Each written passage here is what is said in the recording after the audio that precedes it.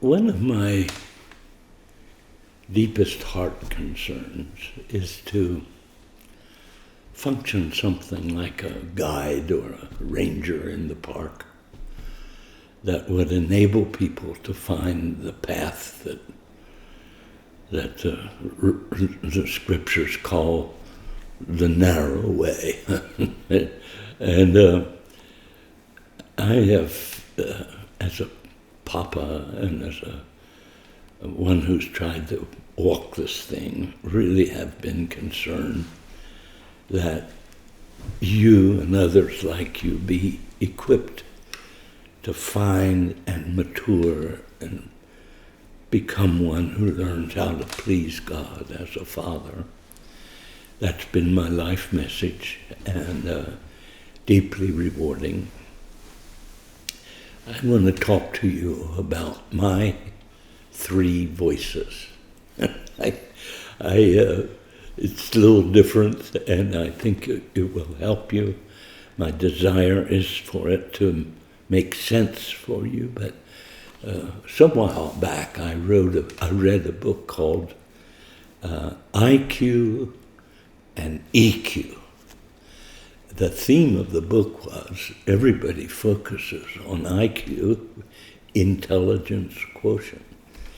But he says in the book that the more important part, and the thing that everyone sees, is an emotional quotient.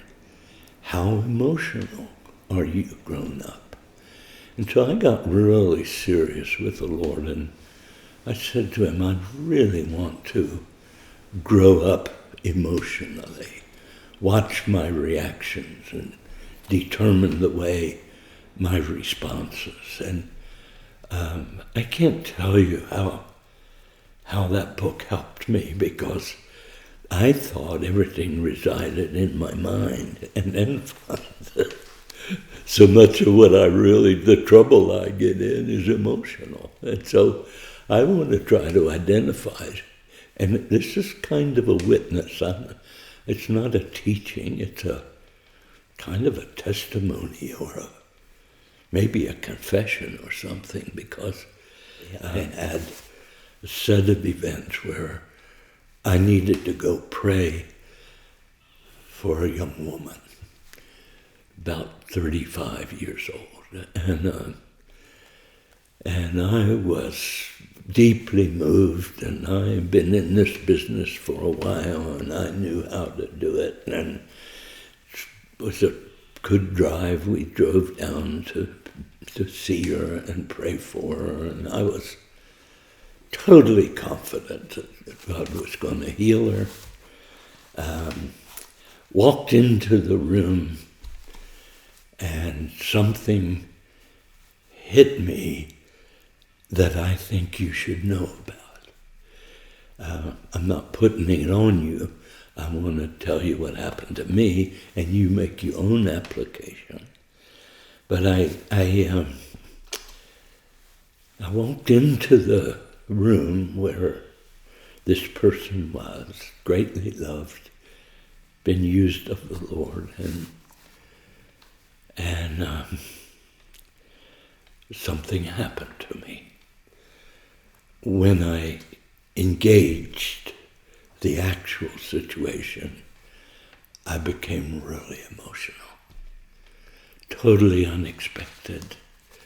I became emotional. And for the first time, maybe ever, I became clinical about my voice change. And then what I've learned is that when my emotions change, my voice changes.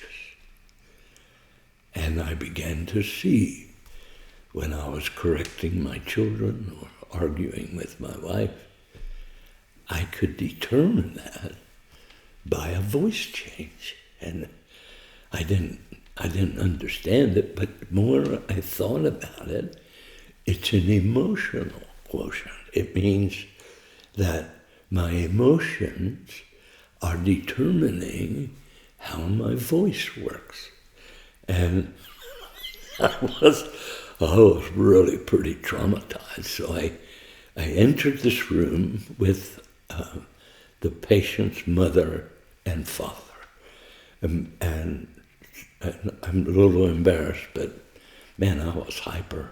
I was the man of God. I was going to do this thing, and this was going to be a testimony. And I walked through the door, and when I saw what I encountered caused me to want to escape. And what I did was, I sort of left the room and went up to the attic. And in the attic, I could feel my voice change, and I could feel myself turning from someone representing Christ authentically to a salesman or a hustler or someone that needed to prove that all of this was real. And I staggered around the attic for a while on hyper-spirituality and spouting off Bible verses. And then recognizing my voice had begun to ascend, and I found myself, and I said, you cannot live here in the attic. And when I saw myself acting, I went into a almost reverse kind of a thing. I plunged from the attic to the basement, and I hit a sort of a depression in a dark place, and I felt like a failure, and I could hear my voice change from high pitch. My voice changed to this false pity, and nobody knows the troubles I've seen, and I'm staggering around. This all happened within about 8-10 minutes, and I thought, my goodness, what's happening to me? And so I'm now in the darkness of the basement, seeking some kind of spiritual safety, and then realized that I'm still in this room, and they're expecting something from me. And so the high pitch went to a kind of a depressed, kind of a looking for compassion or understanding, and I could hear it when I was speaking. So then I back to what I want to identify as the living room. The attic didn't do it. The basement didn't do it. But I saw the voice, and so then suddenly my voice returned to normal. Bob Mumford returned, and I saw that my voice was an escape mechanism, and I escaped into the attic and into the basement, and then realized I have to come back to the living room and be the man, the witness, the person who I am. And so when my voice returned, I thought, Bob Mumford's in the living room. Here's my dear, dear sister that is physically very, very complicated world. So I took her mother's hand, and I took the patient's hand, and I drew the father close to the mother and to me, and I took her hand and I pressed it to myself, and the life and the flow and the love of God began to flow into these hands, and my voice was normal. And I spoke life and hope and healing. And the flow, the actual conscious or perceptible flow of some kind of life out from me to this patient that was critical ill. The mother is moved, the father is moved, she is moved.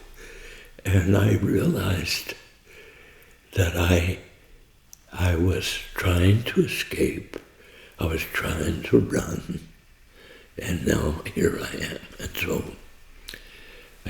holding their hands, and while I'm holding her hand, the mother is deeply moved. She's recognizing this is terminal. And I heard the Lord say these words: "You're not here to overcome my reluctance." And I realized that he was calling me and her, the mother and the father, up to some maturity that I had never known before. I thought it was my job to overcome his reluctance. I repented for that. And suddenly I realized that the life of the Lord was flowing into me, and I spoke some words that were for her particularly, which I did not have the freedom to repeat. And the presence of God hovered over. I don't mean anointing now. I mean presence. The manifest presence of God swept over all four of us. And I realized that if we don't learn and recognize when our voice changes, we are changing. I'm changing from the basement to the attic. That happens in a split second. Split second, I go from hyper to hypo, and I don't want to do this anymore. And then with some degree of anointing and freshness and understanding, we return to the living room and do what Father is asking. About 10 days, 12 days later, she went to be with the Lord. And I want to thank her, her parents, and for everyone for allowing us to see and experience a phenomenon, if we examine it carefully, could be very healing and helpful and allow us to remain in the living